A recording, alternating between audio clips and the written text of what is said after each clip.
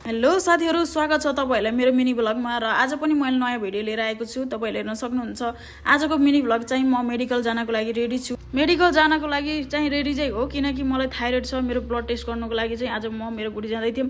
बाटोमा जाँदा जाँदा चाहिँ अब किनकि यो महिना चाहिँ धान रोप्ने हो। तपाईहरुले हेर्न सक्नुहुन्छ। अलि परपट्टि मेरो दिदीको घर छ। अनि दिदीको छोरी चाहिँ हामीसँग जानको लागि चाहिँ उ रोइरहेको थियो। त्यही भएर हामीले चाहिँ जाने निर्णय लियौं। अटोलाई पनि बोलाएको थियौं र अटो पनि आइसकेको छ। मेरो बुढी र मेरो छोरी चाहिँ साइडमा बसेको छन् र हामीलाई मेडिकलमा चाहिँ भिडियो बनाउन दिएन। त्यही भएर हामीले चाहिँ ब्लड टेस्ट गरेर चाहिँ बुटोलको मणिग्राममा 99 मोमो सेन्टरमा तपाईहरु आउन सक्नुहुन्छ किनकि त्यहाँ सबै कुराहरुको व्यवस्था छ। सिर्फ 99 मा मेरो छोरी चाहिँ अर्डर दिनको लागि चाहिँ रेडी भएको छ।